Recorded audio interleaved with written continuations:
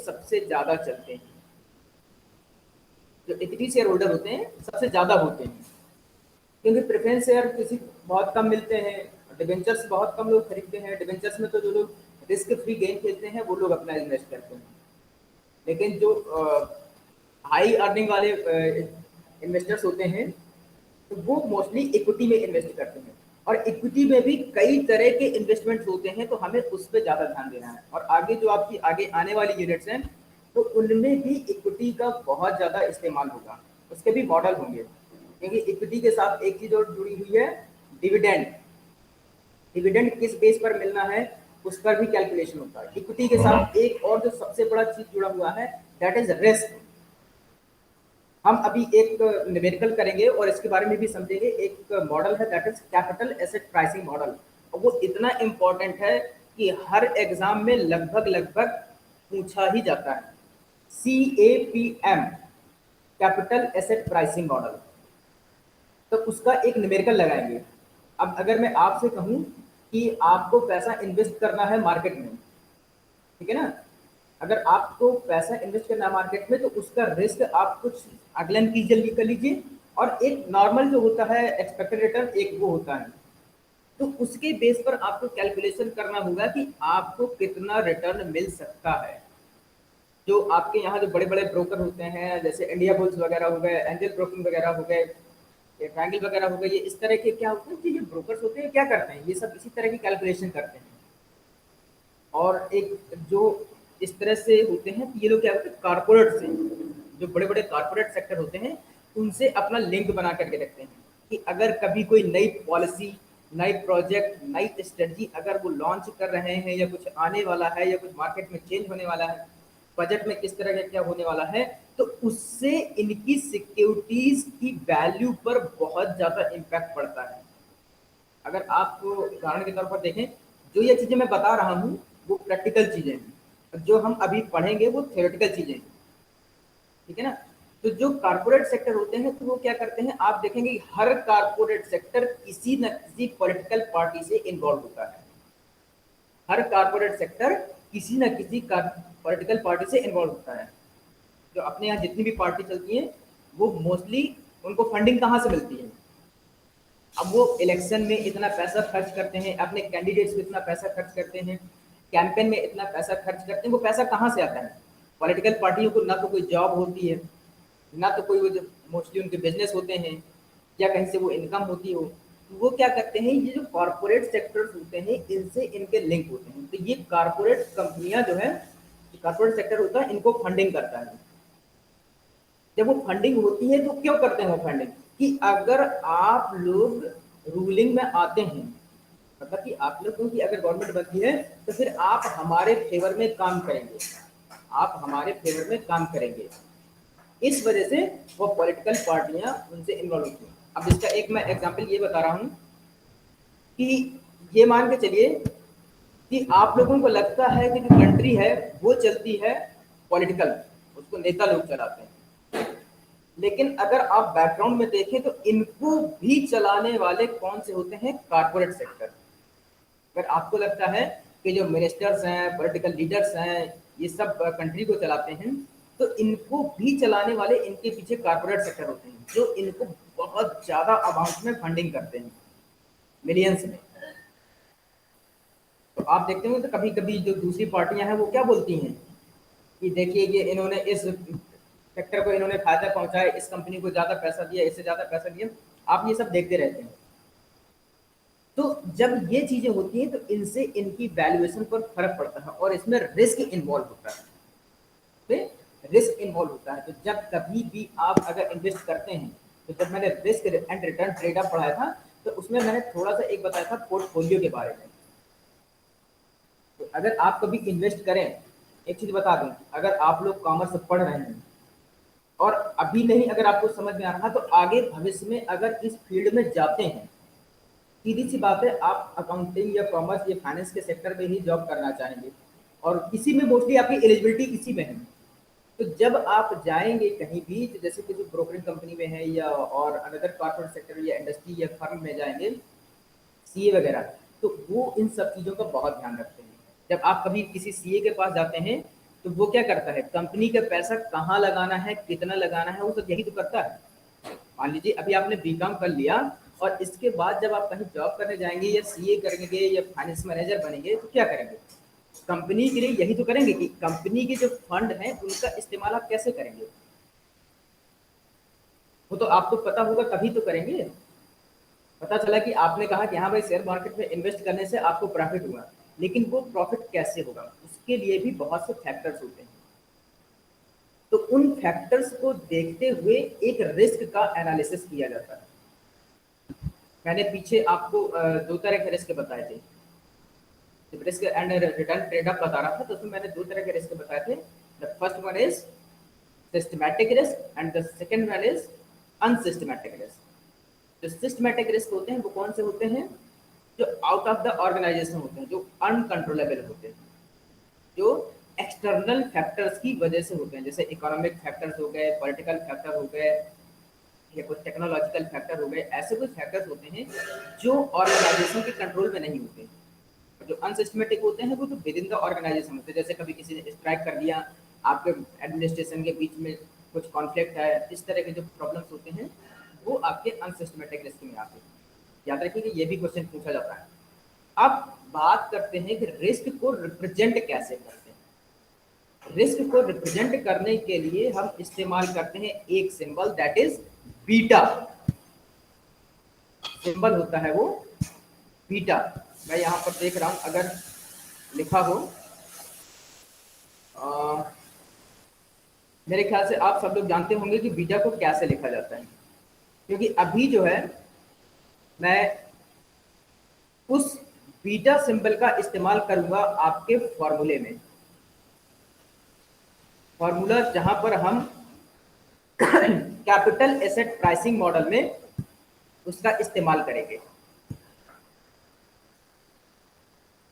तो उसको इस्तेमाल करने से पहले मैं कुछ जो इक्विटीज होती हैं उनके कैलकुलेशन के बारे में बताऊंगा कि अगर आप किसी इक्विटी में कैलकुलेशन इन्वेस्ट करते हैं तो आप जो रिटर्न है वो कैसे एक्सपेक्ट करते हैं और वो कितना रिटर्न हो सकता है। हाँ, एक चीज और बता दें कि हम यहाँ पर जो भी चीज बता रहे हैं एवरीथिंग इज इन थ्योरी।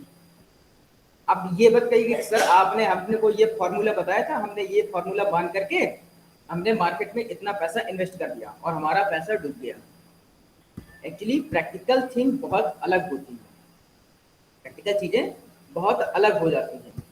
तो इस वजह से जब भी कहा जाता है कि आप कहीं भी इन्वेस्ट कीजिए तो जितने भी फैक्टर्स हैं उस कंपनी के बारे में और एक्सटर्नल इंटरनल फैक्टर, इन सब चीजों को आपको एनालिसिस करना होता है, तभी आप बेटर तरीके से अपने इन्वेस्ट का रिटर्न पा सकते हैं। This is beta. ये मैंने सिंबल यहाँ पर इन्वेस्ट किया है, मैं इसका साइज थोड़ा बड़ा कर देता हूँ। ये है आपका बीटा सिंबल। तो पहले मैं बताता हूँ आपको बीटा, मैं यहाँ पर लिख देता हूँ इसको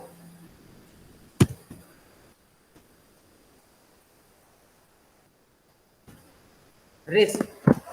हम यहाँ पर जो कॉमर्स में या फाइनेंस मैनेजमेंट में बीटा को बोलते हैं रिस्क। ठीक, अब हम जो कल पढ़ रहे थे उसके बारे में आते हैं। ये तो थोड़ा था ऐसा था कि जो आप अगर कैरियर बनाना चाहते हैं तो कैसे होगा। अब बात करते हैं जो हम लोग कल पढ़ रहे थे। मैंने कल बताया था कि जो आप इक्विटी पे इन्वेस्ट करते हैं, अच्छा हाँ एक चीज और मैंने पूछी थी, लिक्विडिटी।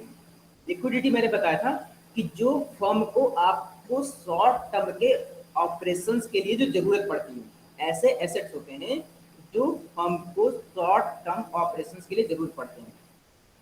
तो अगर देखा जाए तो सबसे लिक्विड जो एसेट होता है वो होता है कैश। सबसे लिक्विड एसेट है वो है कैश।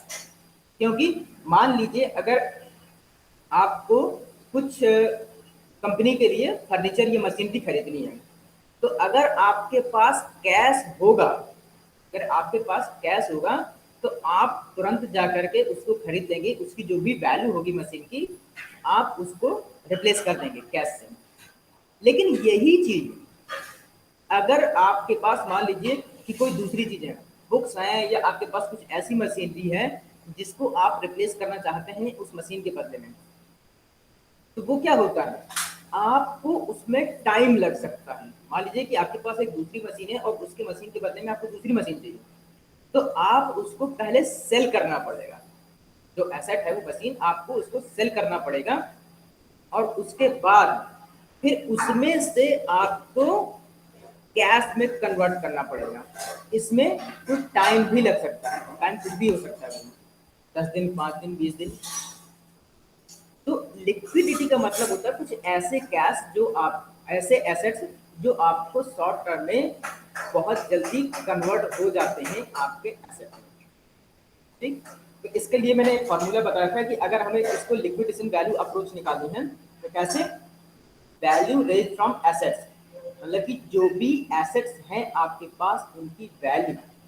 अब यहाँ पर वैल्यू रिजार्व फ्रॉम एसेट्स का मतलब कि वो वैल्यू होती है जो आपको मार्केट में मिल रही है। वैल्यू रिजार्व फ्रॉम एसेट्स, मान लीजिए कि आपको जब मशीन बेच रहे हैं तो पता हो सकता है कि आपने मशीन को 10,000 में खरीदी हो और इस समय कुछ जो उसकी सेल है वो 7,000 या 6,000 है, तो उसकी वो वैल्यू मानी जाएगी, है ना। Minus amount payable to all creditors, मतलब कि जो आपकी लायबिलिटीज हैं उनको आपको बताना होगा, और जितने भी आपके नंबर ऑफ इक्विटी शेयर्स हैं तो उस जो रिजल्ट आएगा सब्ट्रैक्टिंग पर उसको डिवाइड कर देंगे तो आपको liquidation value of equity share आ जाएगी। ये कर हम बता चुके थे। हमें आज पढ़ना था valuation of equity on the basis of dividend. क्या कोई बता सकता है डिविडेंड क्या होता है? सचिन बता सकते हैं डिविडेंड क्या होता है बेटा? सर जो कंपनी का ऑल ओवर प्रॉफिट होता है वो जो डिस्ट्रीब्यूट होता है पूरे मेंबर्स में। हाँ एग्जैक्टली सही कह रहे हैं।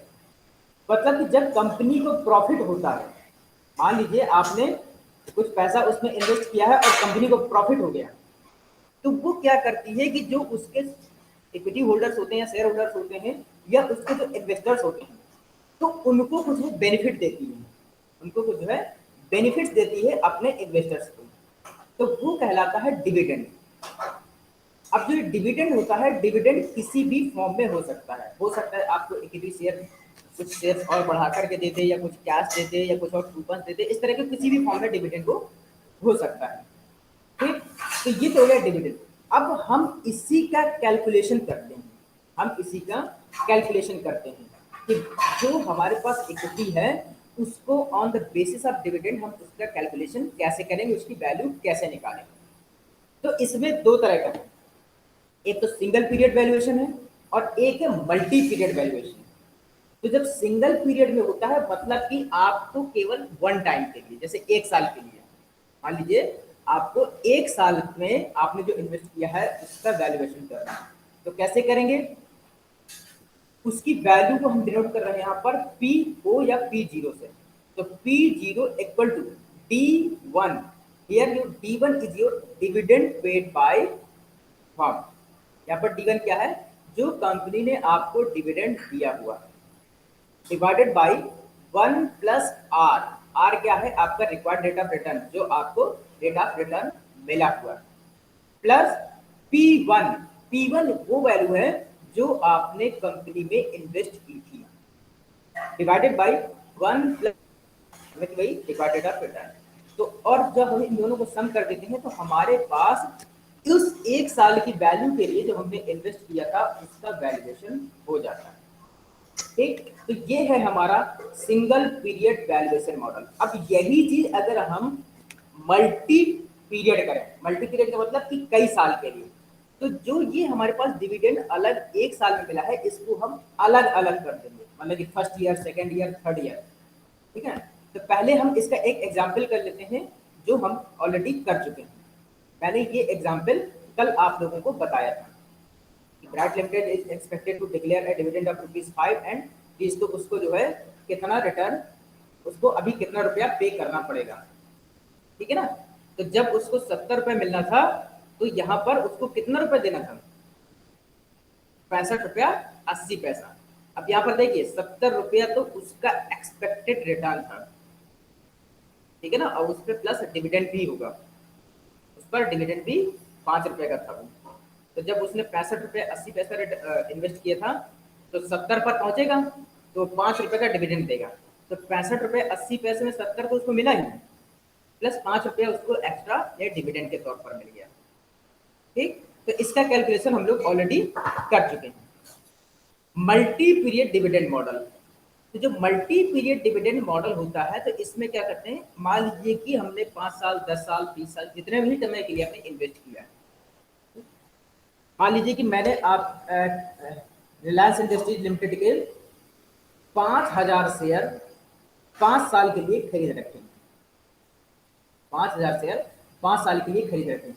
तो पहले साल में मुझे कितना डिविडेंड मिलेगा, दूसरे साल में कितना डिविडेंड मिलेगा, तीसरे साल में, चौथे साल में, पांचवें साल में, प्लस इसका जो हमारे पास मैंने प्रिंसिपल इन्वेस्ट किया था, मतलब कि जो मैंने वैल्यू इन्वेस्ट की थी उस पर रिटर्न।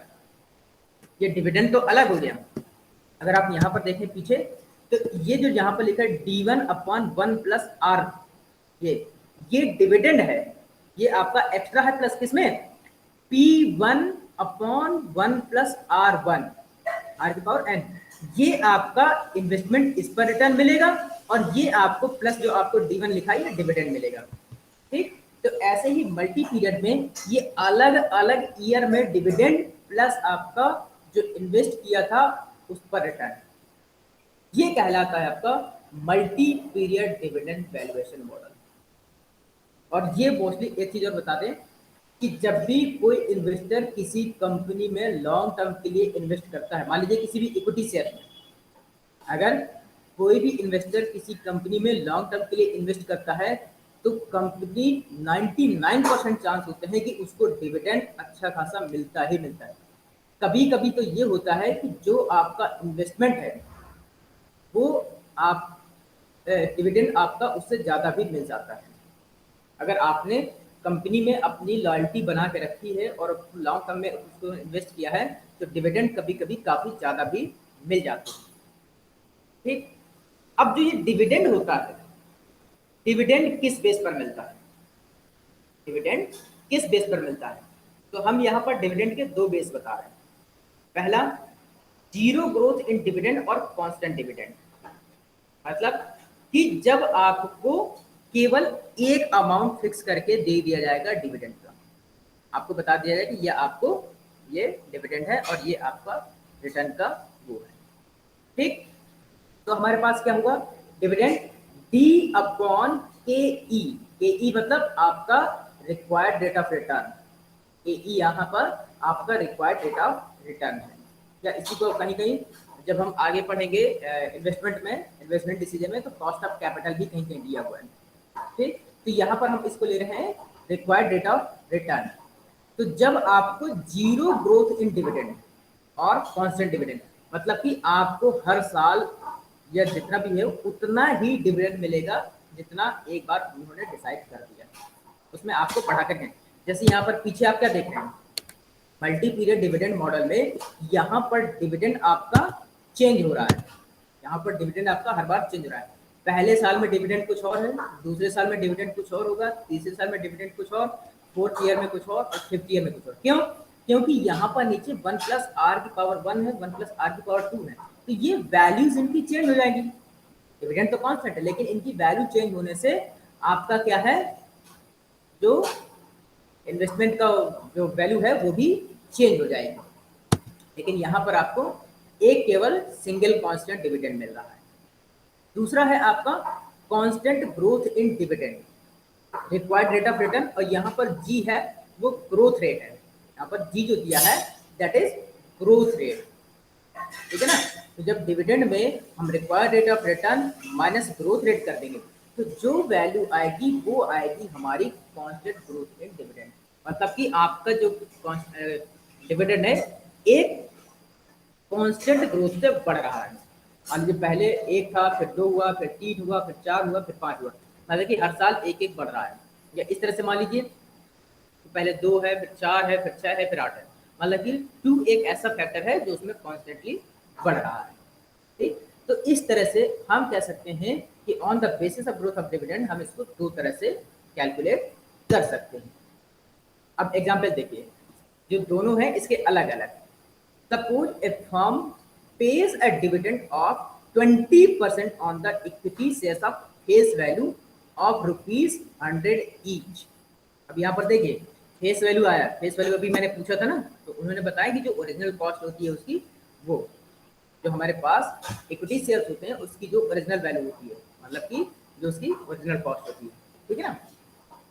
तो फर्म जो है क्या करती है कि वो करती है कि 20% डिविडेंड पे करने का कह रही है कब, जब equity share of face value of rupees 100 की, फेस वैल्यू उसकी मतलब इनिशियली है। The required rate of return of the investor is 50%। जो रिक्वायर्ड रेट ऑफ रिटर्न है वो 50% यहाँ पर दिया हुआ है। अब हमें क्या निकालना है, find out the value of equity share given that. अब हमें इक्विटी शेयर की वैल्यू निकालनी है, किस बेस पर, the dividend rate is expected remain same. जब हमारे पास डिविडेंड रेट सेम हो, मतलब कि कितना, वही बीसी 20% ही रहेगा, ठीक। और जबकि ग्रोथ रेट हमारे पास 3% की कॉन्स्टेंटली चल रही है, या फिर हम ये कह रहे हैं कि 3% की हमारी ग्रोथ रेट में चल रही है, तब हमारे पास कितना होगा। तो देखिए जो पहला केस है, जब हमारे पास डिविडेंड जो है कांस्टेंट है, हमारे पास 0 बेस, तो D upon required rate of return into 100। 100 यहाँ पर क्या है, आपकी फेस वैल्यू, ठीक है ना। तो आपको 100 कितना मिल जाएगा इसमें, देखिए डी अपॉन के ई, रिक्वायर्ड रेट ऑफ रिटर्न यहाँ पर कितना है 15%, तो देखिए डिविडेंड का 20 और यहाँ पर 15। आप इसको यहाँ पर इस तरह से और भी कर सकते हैं, यहाँ पर जो 100 का मल्टीप्लाई किया है तो हमने इसको परसेंटेज में कन्वर्ट कर दिया सीधा, ठीक है ना। आप चाहें तो यहाँ डी की जगह 0.2 भी लिख सकते हैं और यहाँ पर के ई की जगह 0.15 लिख सकते हैं, बाद में 100 का मल्टीप्लाई कर सकते हैं, ठीक। तो देखिए यहाँ पर कितना आएगा 20/15 इंटू 100, तो इसकी वैल्यू आ रही है 133.33, ठीक। यहाँ पर देखिए जब आपके डिविडेंड जो है, जो डिविडेंड रेट है वो कॉन्स्टेंटली 3% की ग्रो कर रहा है, जब आपका डिविडेंड रेट कॉन्स्टेंटली 3% का ग्रो कर रहा है, तब उसकी वैल्यू कितनी आ रही है 133.60। तो आप यहाँ पर देख रहे हैं कि जैसे अभी ये एक पीरियड के लिए निकाला गया, अभी ये एक पीरियड के लिए निकाला गया है, तो अब अगर ये रेगुलर बढ़ता रहेगा तो इसको आपको रेगुलर इंक्रीज होता रहेगा। तो मतलब है कि अगर आप लॉन्ग टर्म के लिए इन्वेस्ट करते हैं तो इसमें आपको ज़्यादा बेनिफिट होता है, ठीक। तो ये हो गया आपका कि जब आपका डिविडेंड रेट कांस्टेंट हो और जब वो कॉन्स्टेंटली ग्रो कर रहा हो। तो दो तरीके से हमने अपनी इक्विटी शेयर की वैल्यू निकाली। अब अगर बात करते हैं कि हमारे पास जो शेयर के मॉडल है, यहाँ पर हमारे पास 3 कुछ दिए हुए हैं अर्निंग के बेसिस पे, लेकिन हम यहाँ पर इनको नहीं पढ़ेंगे, ये आपके 3rd यूनिट में या 4th यूनिट में दिया हुआ है, वॉल्टर मॉडल, गॉर्डन मॉडल और पीई रेशियो, ठीक है ना। तो ये हम वहाँ पर डिटेल में पढ़ेंगे, यहाँ पर अभी हम थोड़ा सा इनके बारे में पढ़ लेते हैं। पीई रेशियो क्या होता है, पीई रेशियो होता है एमपीएस अपॉन ईपीएस, ठीक है ना। Earning for equity share holders, number of equity, ये अभी हम डिटेल में पढ़ेंगे। हमारे पास सेकंड यूनिट में देखते हैं जरा कहाँ पर है ये, सेकंड या थर्ड में,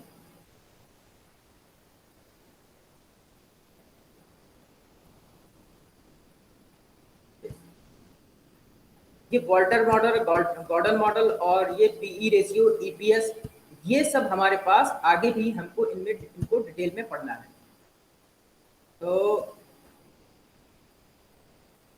हाँ, ये हम पढ़ेंगे, देखिए ईबीआईटी, ईपीएस एनालिसिस, डब्ल्यूएससीसी और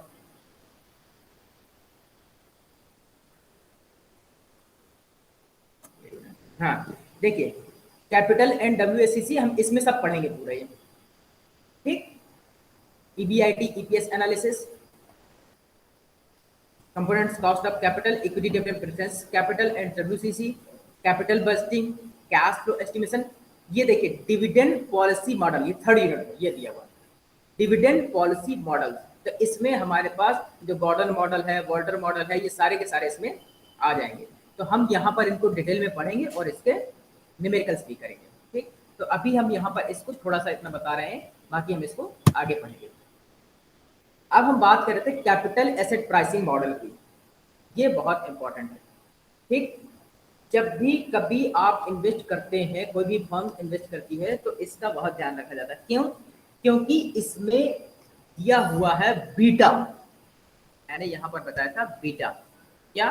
रिस्क। ये एक ऐसा मॉडल है जिसमें इन्वेस्टर जब इन्वेस्ट करता है तो रिस्क को कैलकुलेट करता है, रिस्क फैक्टर को ध्यान में रखता है और फिर उसका कैलकुलेशन करता है कि अगर मैंने इतना इन्वेस्ट किया है तो मुझको कितना रिटर्न मिल सकता है।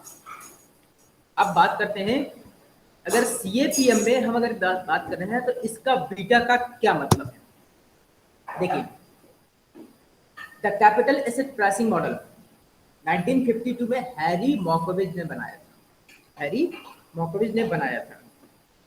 It was later adapted by other economists and investors including William Sharpe, Merton Miller, Jack Treynor, John Lintner. ये सब बड़े बड़े क्या हैं? इकोनॉमिस्ट हैं और ये फाइनेंस के विशेषज्ञ हैं ये सारे, जैसे विलियम साहब वगैरह, ये बहुत अच्छे इकोनॉमिस्ट रहे हैं। ठीक है ना, तो उन्होंने भी इस मॉडल को अडॉप्ट किया है बाद में। जो आपके जॉन लिंडर है, ये भी अच्छे खासे इकोनॉमिस्ट माने जाते हैं, ये सारे अच्छे अच्छे इकोनॉमिस्ट हैं और इन्होंने इसको जो है अडॉप्ट किया। इसी को लेकर के Sharpe, Markowitz and Merton Miller jointly received the 1990 Nobel prize in economics for this contribution of the field of financial economics. 1990 में इन तीनों ने मिल करके, कौन कौन? विलियम सार्प, हैरी मार्कोविज और मेटन मिलर, इन तीनों ने मिल करके इस मॉडल को और बेहतर बनाया और उसके लिए इनको नोबेल प्राइज मिला था। तो इसके लिए नोबेल प्राइज मिला था। क्यों? क्योंकि ये इतना इम्पोर्टेंट मॉडल है कि इससे इन्वेस्टर अपने रिस्क को ध्यान में रखते हुए जब इन्वेस्ट करता है तो उसको एक बेटर रिटर्न मिल सकता है, तो एक बेटर रिटर्न मिल सकता है। अभी बीटा की वैल्यू मैं बता रहा हूँ कि कैसे क्या निकलती है, कितना होगा तो क्या होगा और क्या होगा, कम होगा, कैसा होगा, ज़्यादा होगा, तो उसको आप कैसे एनालाइज कर सकते हैं। ठीक, इसमें क्या है कि जो इन्वेस्टर्स है उसका जो रिस्क है, कहाँ पर? जो वो इन्वेस्ट कर रहा है। जो CAPM मॉडल है वो इन्वेस्टर के रिस्क और एक्सपेक्टेड रिटर्न के बीच में एक रिलेशनशिप क्रिएट करता है, एक रिलेशनशिप क्रिएट करता है। और ये मॉडल, जैसा अभी मैंने पीछे risk and return trade off में बताया था कि जब आपका हायर रिस्क होता है तो आपको हायर गेन होता है। पीछे मैंने बताया था रिस्क प्रीमियम वाले बात। तो यहाँ पर भी वो चीज़ हम बता रहे थे कि it is design to help model the pricing of higher risk securities. जहाँ पर हाई रिस्क होता है तब वहाँ पर भी आप कैसे उसका इन्वेस्ट करें कि आपको कितना रिटर्न मिलेगा। यहाँ पर रिस्क इन्वॉल्व करके हम आपको दिखाएंगे कि कैसे आपने इसको रिटर्न कितना मिल सकता है। या हम ये कहें अदर वर्ड में कि we can say that it is expected rate of return on high risk security, या हम कह सकते हैं कि जिसमें बहुत ज़्यादा रिस्क इन्वॉल्व होता है जिस इन्वेस्टमेंट, जिस सिक्योरिटी में या जिस इक्विटी में, उसमें हम किसी रिटर्न को कैसे कितना एक्सपेक्ट कर सकते हैं। ठीक है ना। अब एक चीज़ और याद रखिए कि जो CAPM थ्योरी है वो कहती है कि आपको जो इन्वेस्ट करना है वो पोर्टफोलियो है, वो पोर्टफोलियो। ठीक है ना। या हमने पीछे बताया था कि अगर आप सिंगल सिक्योरिटी में इन्वेस्ट कर रहे हैं तो आपको रिस्क ज़्यादा होता है, आपको रिस्क ज़्यादा होता है। अगर आप पोर्टफोलियो में इन्वेस्ट करते हैं तो आपको रिस्क क्या हो जाता है? डिस्ट्रीब्यूट हो जाता है। अगर आप सिंगल सिक्योरिटी में इन्वेस्ट करेंगे तो रिस्क हाई होगा। क्यों? लॉस होगा तो सीधा लॉस पूरा चला जाएगा, अगर प्रॉफिट होगा तो आपको प्रॉफिट हो जाएगा। लेकिन जब पोर्टफोलियो में इन्वेस्ट करते हैं तो उसमें क्या होता है कि आप जो है कहीं से अगर आपको लॉस हो रहा है तो दूसरी जगह से आप प्रॉफिट भी अर्न कर सकते हैं। आप जो अपना इन्वेस्टमेंट है उसको पोर्टफोलियो में इस तरह से डिवाइड कर सकते हैं। ठीक, अब यहाँ पर जब हम इसकी बात कर रहे हैं तो जो CAPM मॉडल है वो कह रहा है कि अगर आप चाहें तो चाहे पर्टिकुलर सिक्योरिटी हो या चाहे आपका पोर्टफोलियो हो, उसमें risk free security plus risk premium के बराबर होता है। जो CAPM मॉडल है उसमें जो एक्सपेक्टेड रिटर्न है, चाहे वो पर्टिकुलर सिक्योरिटी का हो चाहे पोर्टफोलियो का हो, वो बराबर होता है जो रिस्क फ्री सिक्योरिटी उसका रेट होता है प्लस उसके रिस्क प्रीमियम के बराबर। देखते हैं कैसे। इसके कुछ अजम्पशंस हैं और इसके कुछ न्यूमेरिकल्स हम लोग सॉल्व करते हैं। अजम्पशंस क्या कहता है? पहला, the market is perfect, there are no taxes, there are no transaction cost, securities can be bought and sold freely and easily, information is available freely and easily. पहला assumption है। जब भी आप इस मॉडल को अप्लाई कर रहे हैं तो आपके पास ये इंफॉर्मेशन होनी चाहिए। क्या क्या?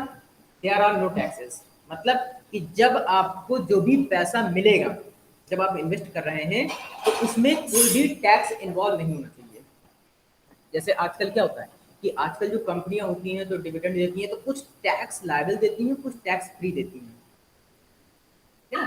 तो जैसे आपको कभी डिविडेंड मिलता है तो कुछ टैक्स फ्री डिविडेंड भी होते हैं, कुछ टैक्स एग्जेम्प्टेड डिविडेंड या कुछ टैक्स फ्री, ऐसा करके आप देते हैं हम।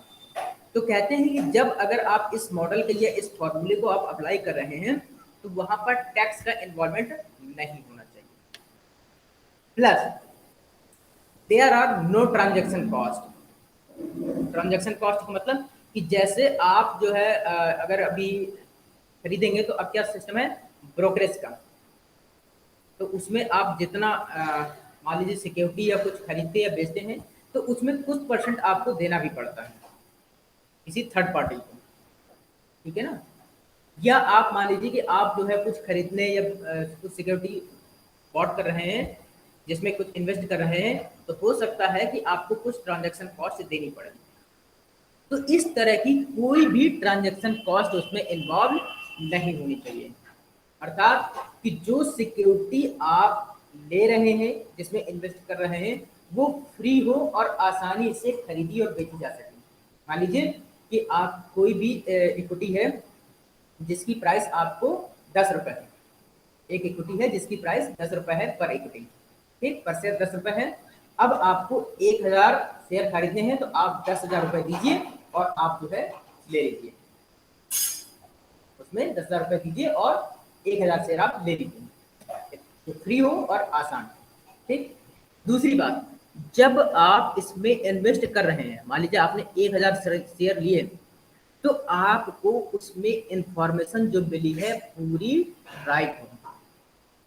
आपको ऐसा नहीं कि बहुत सी चीजें छुपा ली गई हैं और वो सारी चीजें आप अगर कहीं से कुछ पता करना चाहते हैं तो आपको इजीली मालूम होगा। अब मान लीजिए कि आपने रिलायंस कंपनी में इंडस्ट्री RIL में इन्वेस्ट किया, आपने 1000 शेयर लिए। अब ऐसा नहीं कि कंपनी कह दे क्या कि हमारी कंपनी इस समय बहुत अच्छी चल रही है और हमारा जो इस समय की बैलेंस शीट है हमने उसमें 20% की ग्रोथ दिखाई है और हमारे सही में 20% की ग्रोथ हो रही है, इस तरह से हमारे समय नया प्रोजेक्ट चल रहा है। ये सारी मान लीजिए कि इन्फॉर्मेशन हैं, तो ये इन्फॉर्मेशन सही होनी चाहिए और आपको इजली मिल जानी चाहिए, आपको पता होनी चाहिए। अब कभी कभी ये होता है कि जैसे कुछ स्कैम वगैरह केसेस होते हैं, स्कैम के केसेस होते हैं तो उसमें क्या होता है कि जो फर्म या कंपनीज होती हैं वो राइट इंफॉर्मेशन नहीं देती, राइट इंफॉर्मेशन नहीं देती, जिसकी वजह से जब आप उसमें पैसा इन्वेस्ट करते हैं और उसमें जब इंफॉर्मेशन सही नहीं होगी, वो फाल्स होगी, तो जब वो ओपन होती है, जब उसका ऑडिट वगैरह होगा तो क्या होगा, वो ओपन हो जाएगा। जब ओपन होगा तो फिर लोगों का भरोसा टूट जाएगा, तो फिर उस कंपनी की मार्केट वैल्यू डाउन हो जाएगी, तो आपने जो इन्वेस्ट किया है वो पूरा चला जाएगा। तो इसका एक एजम्पशन ये भी है कि आप उसमें से जो भी इंफॉर्मेशन आपको मिल रही है वो सही हो, फ्री हो और आसानी से आपको मिल रही है, ऐसा नहीं कि कुछ पाया जा रहा हो, ठीक। दूसरा एजम्पशन क्या है, the investor are risk aware, मतलब कि they try to avoid risk, उनको हमेशा रिस्क को अवॉइड करना चाहिए। जो इन्वेस्टर्स हैं उनको रिस्क को अवॉइड करने की कोशिश करना चाहिए, ठीक। थर्ड अजम्पशन क्या कहता है, investors have homogeneous expectation of return. Homogeneous का मतलब एक समान। Investors have homogeneous expectation of return. अब मान लीजिए मैंने भी और आपने इन्वेस्ट किया किसी कंपनी में, तो हम दोनों को लगता है कि हाँ इस कंपनी से हमको रिटर्न मिल सकता है। हमें एक्सपेक्टेशन है कि हमें इस कंपनी में हमने इन्वेस्ट किया है तो हमको इसमें रिटर्न मिल सकता है। तो investors have homogeneous expectation of return. Now investors can borrow and lend freely at the risk less rate of interest. जो इन्वेस्टर्स हैं वो borrow and lend freely at the risk less rate of interest. जो rate of interest है that is risk less, उस पर आपको invest करना है। इन्वेस्टर्स हैं वो जो पैसा उठा रहे हैं ना, वो क्या है, risk less rate of interest. अब ऐसा नहीं कि अगर आपने अभी 9% या 10% बोल दिया, 15% बोल दिया, तो बाद में कुछ कहते कि अरे नहीं भाई हम तो 15% नहीं दे पाएंगे, हम तो 10% दे पाएंगे। इस तरह की रिस्की चीज़ें नहीं होनी चाहिए। या कुछ ऐसे फैक्टर्स इन्वॉल्व हो जाते हैं कि जिसकी वजह से आपको जो रेट ऑफ इंटरेस्ट है उसमें कोई इफेक्ट पड़े। ठीक, all investors aim to maximize economic value. जब हमने इन्वेस्ट किया या जब आपने इन्वेस्ट किया है तो क्या है, हम हमेशा यही सोचते हैं, इन्वेस्टर्स का हमेशा यही थिंकिंग होती है कि उसकी जो वैल्यू है वो हमेशा इंक्रीज। देखिए अगर मान लीजिए भले ही आपकी कंपनी से किसी की पर्सनल दुश्मनी हो, मान लीजिए रिलायंस का जियो जियो कंपनी में मैंने इन्वेस्ट किया, ठीक, अब मेरा रिलायंस जो जियो मैंने नेटवर्क लिया है वो मेरा सही काम नहीं कर रहा, तो मैं रिलायंस के जियो के ऊपर बहुत गुस्सा हूँ। लेकिन जब मैंने अगर उसमें इन्वेस्ट कर दिया है तो मेरी एक्सपेक्टेशन क्या रहेगी, ये कि जियो का प्राइस बढ़े, जियो का प्राइस बढ़े। हमेशा मेरा टारगेट यही रहेगा। क्यों, मैं उसकी सर्विसेज से सेटिस्फाइड नहीं हूँ, लेकिन मैं चाहता हूँ कि उसकी जो इकोनॉमिक वैल्यू हो वो उसकी बढ़े। ठीक है ना, हमें यहाँ पर पर्सनल दुश्मनी नहीं निकालनी है। अगर हमने इन्वेस्ट किया है तो सभी investors, all investors aim to maximize economic value. जितने भी इन्वेस्टर्स हैं सभी लोग यही सोचते हैं, ठीक है ना, कि अगर हमने उन्हें किसी कंपनी में इन्वेस्ट किया है तो वो उसकी बेनिफिट उठा सकें, तो उसकी वैल्यू को हमेशा इंक्रीज करना है। हमें उनको हमेशा यही एक्सपेक्ट करना चाहिए। ब्रह्मास्त्र। अब CAPM मॉडल का जो ब्रह्मास्त्र है वो है ये फॉर्मूला। ये फॉर्मूला ऐसा है जो इसका ब्रह्मास्त्र है।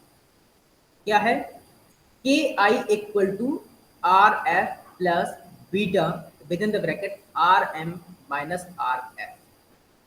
ये इसका फॉर्मूला है। इस चीज को हमेशा आप याद रखिएगा। अगर CAPM मॉडल कभी भी आप बनाते हैं तो ये फॉर्मूला याद रखिएगा। अगर ये फॉर्मूला याद रखेंगे तो आपको इसमें अच्छे मार्क्स मिलेंगे।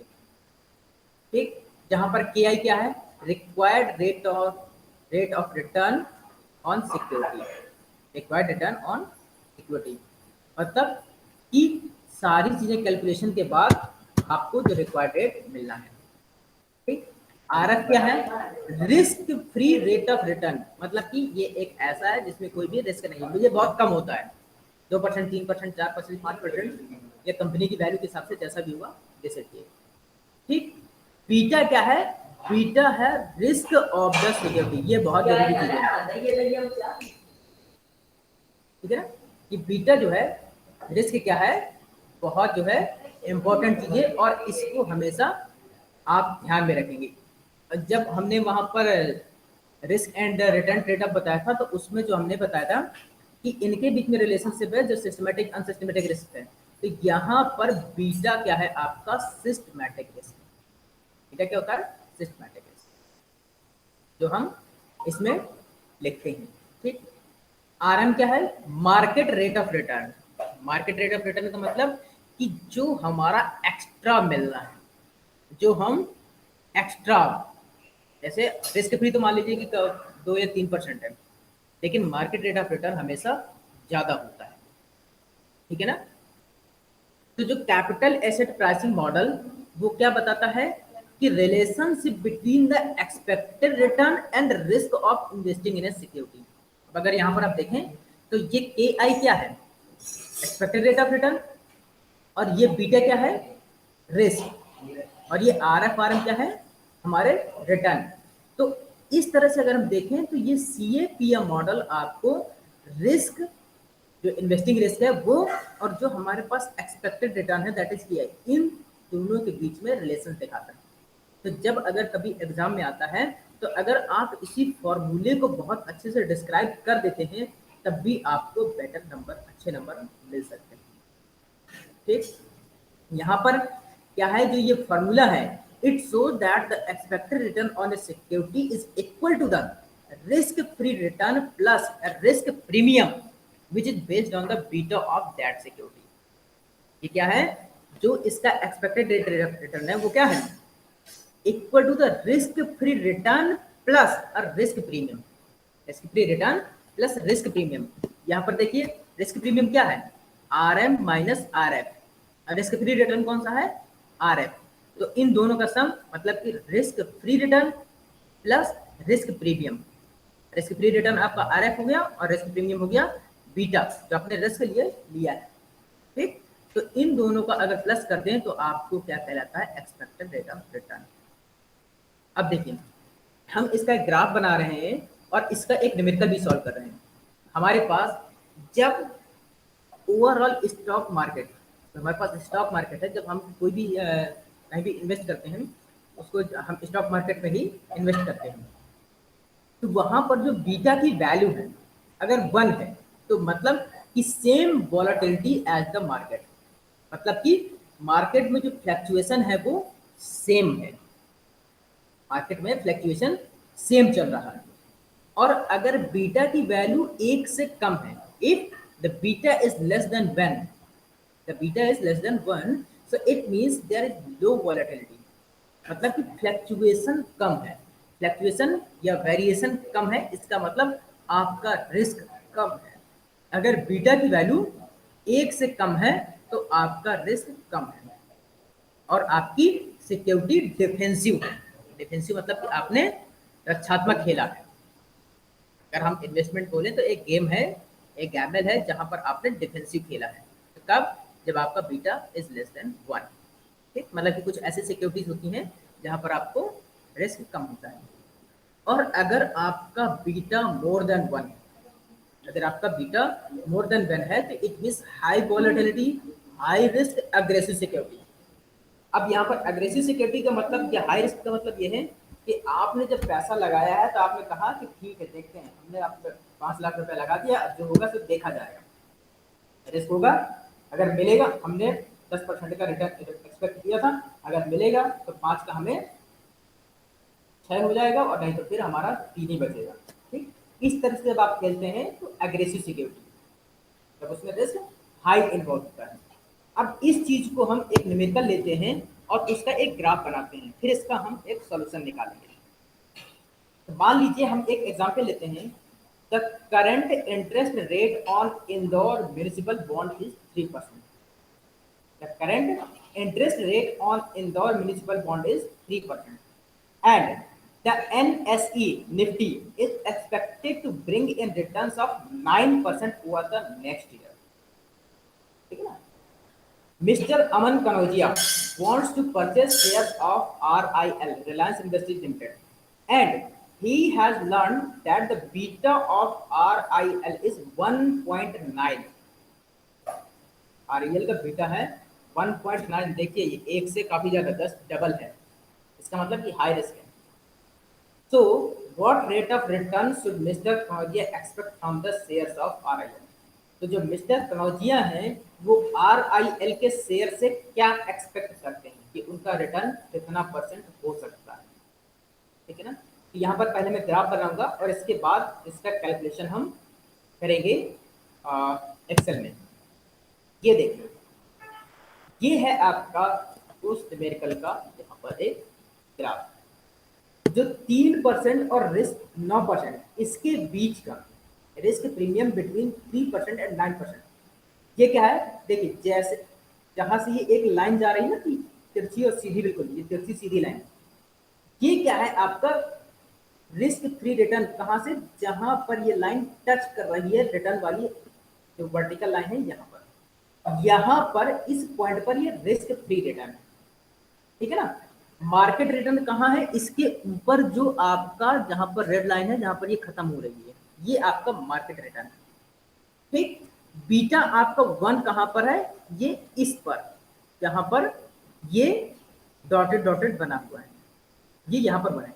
अब जैसे ही मतलब कि इस 1 से आगे बढ़ेंगे, 1 से आगे बढ़ेंगे, तो आपके पास देखिए ये जो लाइन है ऊपर की तरफ चलती चली जा रही है, ऊपर की तरफ चलती चली जा रही है। ये क्या है आपका रिटर्न, जो है रिटर्न है। तो जैसे जैसे बीटा की वैल्यू आप बढ़ाएंगे, वैसे वैसे ये लाइन भी ऊपर की तरफ जाती चली जाएगी। ठीक है ना। तो इसका मतलब कि रिस्क जैसे जैसे बढ़ रहा है, वैसे वैसे ही आपका रिटर्न भी बढ़ रहा है। अब हम इसका एक कैलकुलेशन करते हैं। मैं इस न्यूमेरिकल को पहले सारी वैल्यूज लिख लेता हूँ। मैं यहाँ से देख रहा हूँ, आपका देखिए आर एफ कितना है 3, यहाँ पर the current interest rate on Indore municipal bond is 3%, मतलब कि आपका आर एफ यहाँ पर है। पहले तो मैं फॉर्मूला लिख लेता हूँ, ये हमारे पास फॉर्मूला है, यहाँ पर लिखिएगा ये आर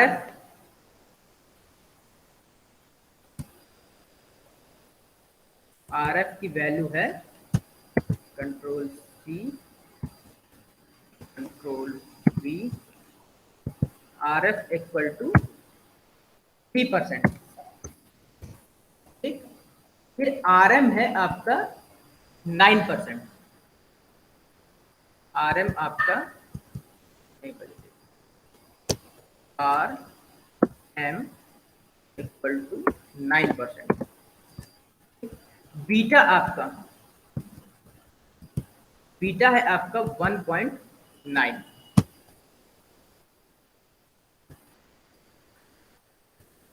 बीटा इक्वल टू 1.9। ठीक, ये चीजें आपको दी हुई है। अब आपको निकालना है कि उन्होंने कितना एक्सपेक्टेड किया है कि जब वो इन्वेस्ट करेंगे तो कितना रिटर्न उनको मिल सकता है, उनको कितना रिटर्न मिल सकता है। देखिए हम ये सारी वैल्यूज वहां पर रख देते हैं। तो के I equal to R F मतलब मैं इसको सीधा परसेंटेज में कन्वर्ट करके लिख रहा हूँ। 3/100 मतलब कि 0.03, ठीक, प्लस, ठीक, विद इन द ब्रैकेट पहले तो बीटा लिखें 1.9, within the bracket R M 0.09 minus R F 0.03, हमारे पास ये फॉर्मूला आया। ठीक, अब मैं इसको जो है पूरा यहाँ से लेकर के कॉपी कर लेता हूँ और इसको मैं एक्सेल का फॉर्मूला लगा देता हूँ यहाँ पर। और वो एक्सेल का फॉर्मूला क्या है कि यहाँ पर इसको मल्टीप्लाई का सिंबल लगा करके अब मैं इसको डायरेक्ट इसको एंटर कर दूंगा तो इसकी वैल्यू आ जाएगी। नहीं आ रही, 0.03 प्लस 1.9 इंटू, तो मैं इसको थोड़ा सा और ये 0.144, मतलब कि ये आ रही है हमारे पास 0.144। ठीक है ना। इसको हम कैलकुलेटर से एक बार और कंफर्म कर लेते हैं और फिर देखते हैं कि हमारे पास ये कितना आ रहा है।